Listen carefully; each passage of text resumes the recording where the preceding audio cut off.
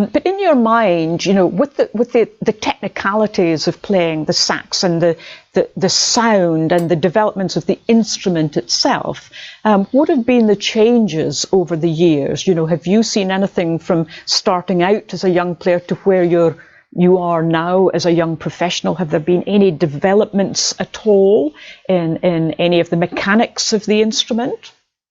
It's actually incredible. Ever since Adolf Sax invented the saxophone, it's hardly changed. His design was so perfect and such an incredible design that there have been a few things that have been tweaked and a few keys that have been added, and some of the kind of mechanics have changed, but nothing fundamental. His design was just as it should have been, just so brilliant that we kind of don't really see very many developments, and not huge technical developments in how they're made. Of course, we explore with different metals and different mouthpieces and ligatures and crooks, but the actual body itself is so brilliantly designed that not very much change is required, really.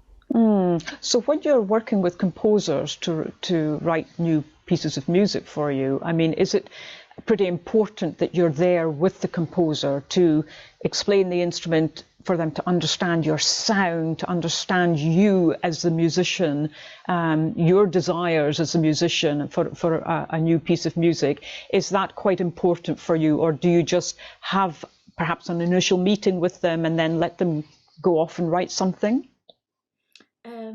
It's really different depending on who the composer is and how the commission kind of comes about.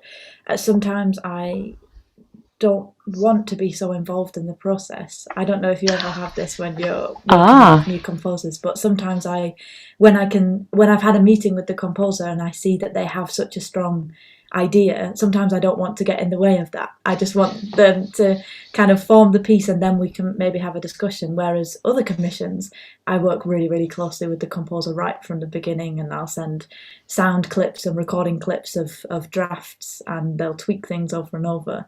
But I think it really depends on their musical personality and the way they work, because everybody works so differently. They do, and I understand that, and I think that since the explosion of the internet, and we can communicate, and composers can send examples of little ideas and so on, and just check things out much more quickly than if we had to arrange meetings and so on. I think the collaboration is I think definitely enhanced, really, in a way, because we have that possibility.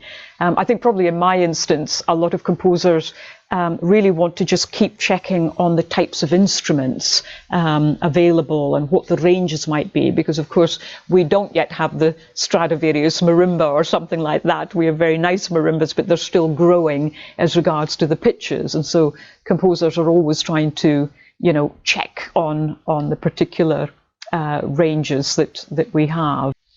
So what has been the wackiest thing you've been asked to do on a sax? Oh, I'm not sure, actually. Sometimes, I think a piece I'm working on with a composer at the moment, Edmund Finnis, he'd like everything to be, it's not so wacky, but he'd like everything to be, almost everything in the piece to be completely subtone. So everything that I've ever trained to do, the whole sound that I've worked to kind of create, everything he wants kind of under the voice and sotto voce. So everything is so quiet, which just feels so alien to me, because I'm working all the time to kind of create this full sound, and it's really, he wants everything super, super quiet and under the voice. But wacky is kind of, I think, composers for saxophone like to write without the saxophone actually making noise on the saxophone itself. So whether it's tapping the keys, tapping rings on the keys, the sound of pulling the mouthpiece out, it's kind of anything that isn't playing the actual saxophone. Yeah, and it's funny when you mention, a composer wanting you to, project in such a minimal way, because that's unbelievably challenging, I think, for any player, and extremely exhausting as well. The energy spent in order to control that, believe it or not, can sometimes be more taxing than trying to give a full-blown, sound in a way. I understand, even from a percussionist point of view, that it's extremely difficult to keep that melodic, or not necessarily melodic, but that sort of phrase or story going when it's so quiet. So it's a great challenge, I think, which I know you'll do brilliantly, of course.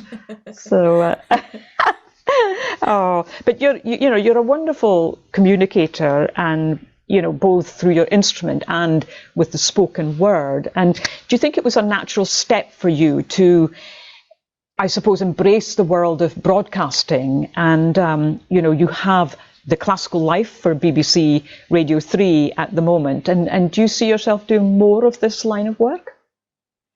I really enjoy it, and for me it's again, I love telling stories through music, whether that be through speaking about music or playing music, being able to connect with people and connect with audiences.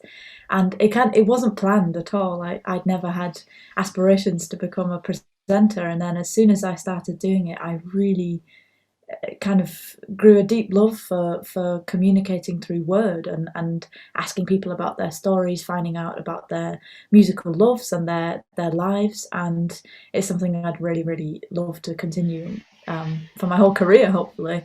Yeah, and I think it's a wonderful asset to have. It often allows us to think about the music and the instrument and all sorts of things that we think we know about, but actually to express them through another means, I suppose, and to share that, it can be quite revealing sometimes, and can help us, in how we might interpret something. Interpret a piece of music. It may change your ideas, especially when you're discussing things with other people. So yeah, I hope you certainly continue with that for sure. And I think it's really encouraging for people to see that there's a young musician who is basically in the initial steps of their performing career, embracing this type of thing, because that takes a lot of work and dedication too. It isn't something that you can just turn up at the studio and hope for the best kind of thing. So I very much admire you in doing all of that in an already busy schedule.